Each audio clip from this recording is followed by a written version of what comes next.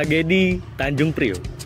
Tragedi ini terjadi pada 12 September 1984, yang dimana dari serangkaian banyak tragedi kelam di Indonesia, ini termasuk tragedi pelanggaran hak asasi manusia yang sangat amat berat. Tragedi ini tidak hanya berfokus pada konflik sosial maupun konflik politik, namun juga tragedi ini merupakan salah satu pelanggaran hak asasi manusia yang sangat amat berat sekali.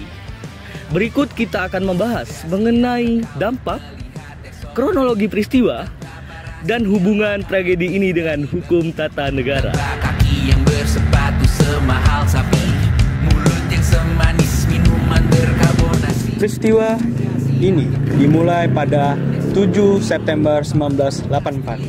Pada awalnya, Babinsa setempat memperingatkan warga atas pemasangan pamflet di Musola As-Sajadah yang dianggap berlawanan dengan ideologi Pancasila. Pamflet ini berisi kritik pemerintahan dan informasi mengenai keagamaan. Keesokan harinya, pada 8 September 1984, Hermanus, seorang anggota militer, datang ke Musola As-Sajadah memberikan peringatan kepada warga. Namun tindakan Hermanu dianggap warga setempat menghina umat Islam, karena tindakan Hermanu dalam memperingatkan itu masuk ke musola dengan sepatu dan melemparkan air kotor ke dinding musola. 2 hari setelah peristiwa itu, pada 10 September 1984, Hermanu kembali lagi ke musola dengan marah dan karena melihat spanduk atau pamflet itu masih terpasang di musola itu, dia mencabutnya dengan paksa. Hal ini menyinggung hati masyarakat desa setempat karena dianggap menghina agama Islam. Selanjutnya, keesokan harinya pada 11 September 1984, warga setempat mengadakan kumpulan untuk membahas tindakan dari Hermanu ini dengan meminta bantuan seorang tokoh desa atau tokoh setempat, Amir Biki. Pada saat itu situasi memanas sehingga beberapa warga desa melakukan pembakaran kepada motor Hermanu. Keesokan harinya, 12 September 1984, ini menjadi puncak dari peristiwa ini. Warga melakukan aksi massa. Namun hal ini ditanggapi langsung oleh Tentara Nasional Indonesia pada saat itu dengan penembakan dan kerusuhan pada saat itu, penangkapan pada massa.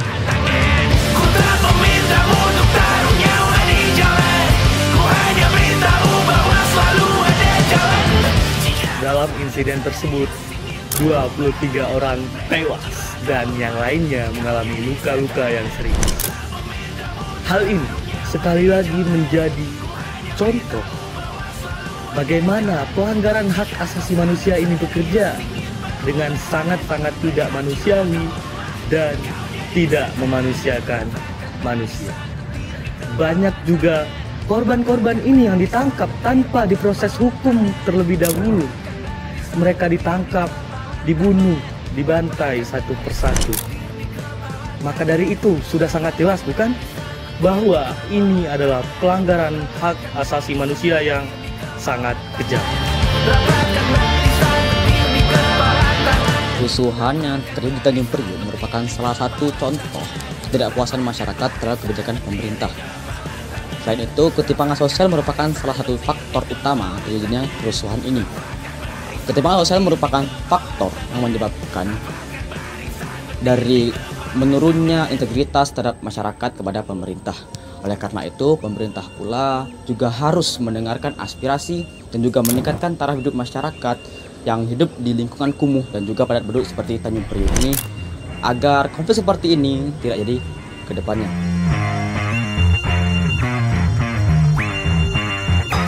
Insiden ini juga memperlihatkan bagaimana pemerintahan pada zaman Orde Baru menggunakan kekuatan militer untuk membungkam suara rakyat.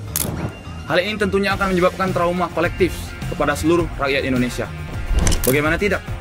Penggunaan kekerasan terhadap aparat negara kepada warga sipil negara yang menyuarakan aspirasi dan protes mereka tidak hanya akan menimbulkan luka secara fisik, tetapi juga secara psikologis yang akan terus membenak di hati dan pikiran rakyat Indonesia. Ketakutan terhadap negara dan aparat sipil negara lainnya seperti polisi dan TNI akan terus membekas dan akan diturunkan secara generasi ke generasi.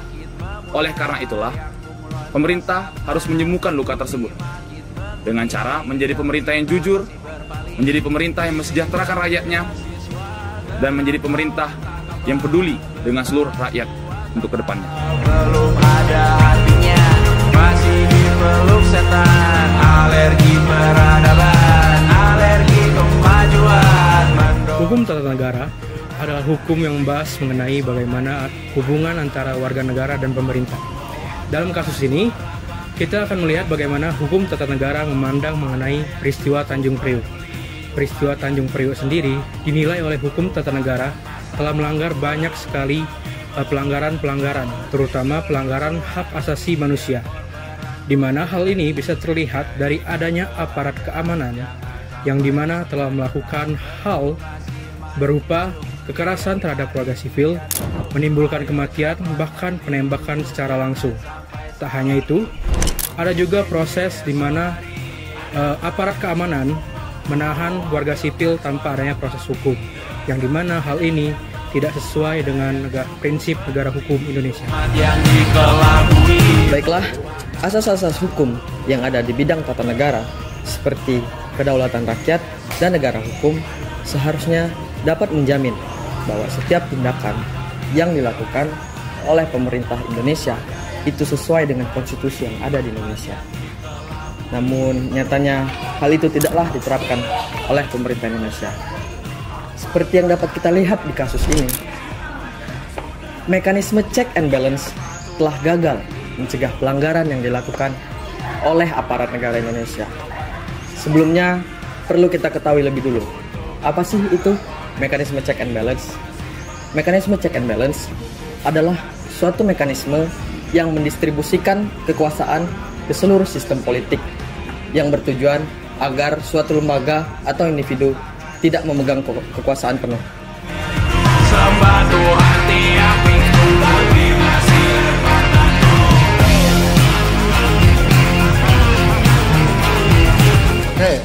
Peristiwa ini menjadi pengingat penting akan pentingnya hak asasi manusia sebagai bagian dari hukum tata negara. Nah, pemerintah membentuk lembaga untuk mengatasi hal-hal hak asasi manusia yang akan terjadi di masa mendatang. Jadi lembaga yang dibentuk pemerintah adalah Komisi Nasional Hak Asasi Manusia atau yang lebih dikenal sebagai Komnas HAM. Nah, Komnas HAM ini bertugas untuk menyelidiki, mengawasi, dan menjadi pendorong terkait pelanggaran hak asasi manusia. Nah, sekaligus Komnas HAM ini mengajarkan masyarakat untuk tentang hak-hak dasar yang harus dipenuhi sebagai warga negara yang berbangsa dan bernegara.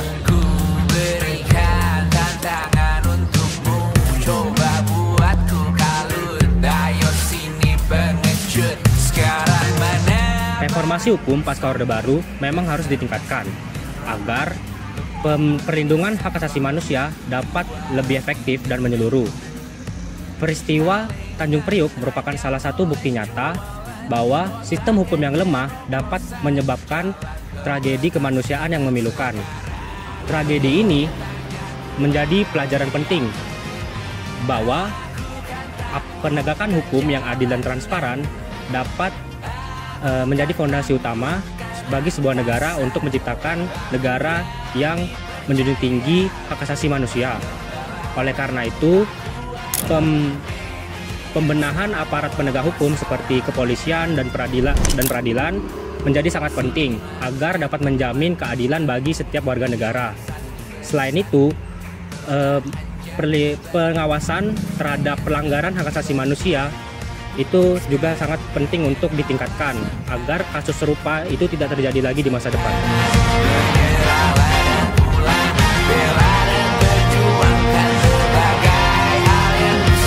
Tanjung Priuk 1984 mencerminkan pentingnya hubungan hukum tata negara dengan hak asasi manusia, yang dimana dalam insiden ini itu melibatkan pelanggaran HAM berat seperti pembunuhan di luar undang-undang, penculikan secara paksa, penyiksaan, dan bahkan penghilangan secara paksa. Nah, dalam konteks hukum tata negara, insiden ini itu menunjukkan kegagalan negara dalam memenuhi prinsip-prinsip negara hukum, seperti perlindungan HAM yang dijamin oleh konstitusi. Dari insiden Tanjung Priok ini juga, kita dapat belajar, Indonesia dapat belajar untuk meningkatkan komitmen dalam supremasi hukum dan perlindungan hak asasi manusia dengan cara reformasi institusional dan pendidikan konstitusional secara berkelanjutan.